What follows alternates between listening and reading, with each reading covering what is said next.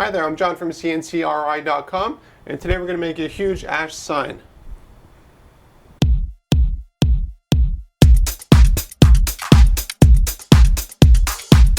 The reason for making this video is twofold. One is to give you an idea of how much work is actually involved with making real wood signage. This is an extreme example. We have done larger items, of course. This here alone is roughly 3 inches thick, and you can tell by here it's around roughly 3 feet across, which is what, 38 inches or 39 inches, roughly a meter. So it's very heavy, it's around 70 pounds. Now when we use real wood, the first thing that we do is we get it at the lumber store. In this case it was a mill, and the issue with that is it needs to be finished. When you get wood from the mill, it definitely does not look like this. And what I mean by that is the surface texture. You can tell by the shine. It's been nicely sanded. And when you get mill wood, basically what you do is you have to plane it and you have to sand it. You have to do a lot of work pre-actual project to pull something like this off. Now the challenge with it is when you have something this thick, if you don't have the right equipment to do it, you really have a lot of trouble putting it together. Another thing to keep in mind is you have to work around, I call them features, some people call them defects in the wood itself. So here we have a little bit of, I think it's a mix of bark and a little bit of rot. Here we have a crack. Here we have just, if you look at it, the color is going across. And I'll turn it to the other side. Again, it is kind of heavy just because it is real wood. And the other side here you can see is a lot more consistent. This is why a lot of wood signage out there that looks very consistent result actually isn't real wood. A lot of the wood that you see in department stores and other places, a little bit out of breath carrying that, is actually a very thin veneer. If you're lucky, it's real wood. Most of the time it's actually a vinyl finish. And the reason they go with vinyl is because they want to be able to reproduce the same item over a broad set of volumes. So let's say they need to do 1,000 signs like this here. If they need to do 1,000 signs like this, you can't have the variations in the natural wood. So what they do is they make a fake vinyl, and they just sort of iron it on, for lack of a better word, and you have the same design, same everything across all those 1,000 units.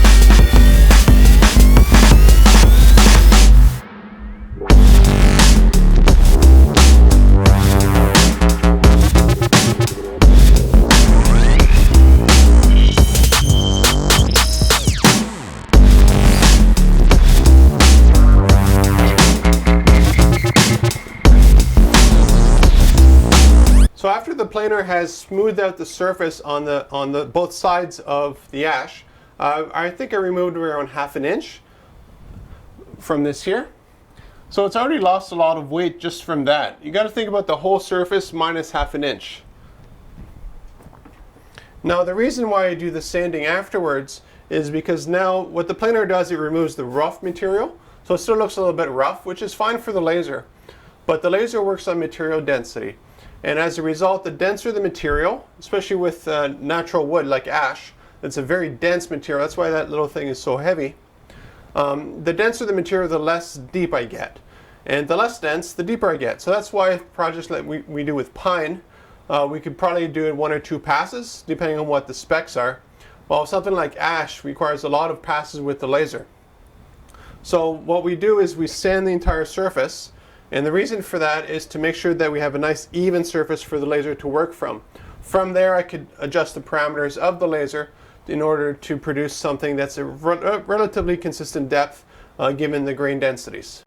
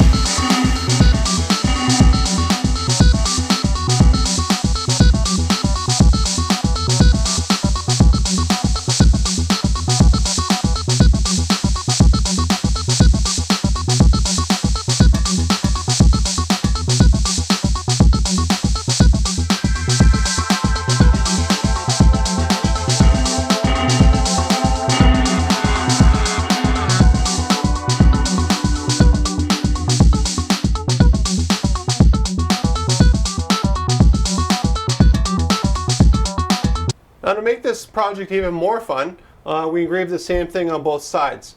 The problem with wood is that you can't see through it. And so as a result, when you want to do one side engraving like this here, then you want to do exactly the same thing on the other side. The challenge is, how do you actually mark it up? Now, the easiest way that I've found for something at this thickness is actually to do a rough cut all the way around. And then you have your measurements like this, and you can recenter things. Other ways of doing it are drilling and making reference points. But again, you have to remember this is natural wood. And again, it's been rough cut. So I can't really use measurements from one side as reference to the other side. So that's why running it through the bandsaw, which we have here in the shop, just made total sense, because then I would have a perfect lineage on both sides. Now if you notice here, there's a little bit of line still left over. That's going to be finished up by the customer, who's a woodworker. And because I made the sign on one side using the laser and use that to make reference points for the other side, everything worked out totally perfectly.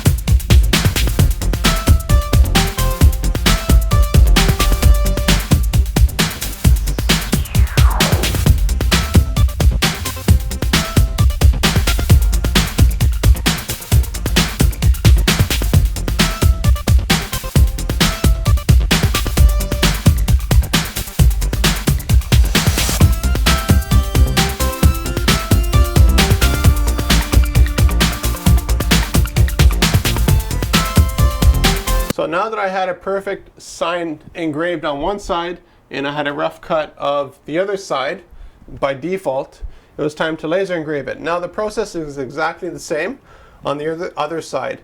So it's just running the same basically job over again and to produce similar results on both sides.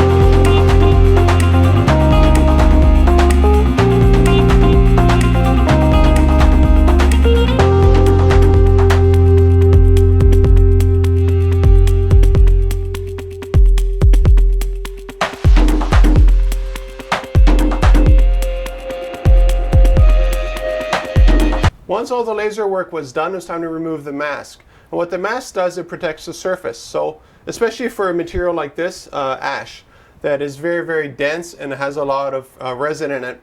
The issue is when we do the laser engraving, that stuff comes up and then it comes back down onto the work. And it takes a long time to sand that stuff off, the denser the materials. So let's say we made this signage here out of just pine, which we use a lot of here in the shop. Half the time I don't even bother masking it because pine is not a very dense material, and as a result it's very quick to sand. This stuff here on the other hand is like oak. It's incredibly hard. It's like maple. It's like you know, a small thing like this here out of pine would weigh about 1/3 the weight of this here. So as a result, what has to be done is you put a mask over it and then you remove the mask, and there's still a lot of sanding involved, but it's a lot less than there would be otherwise.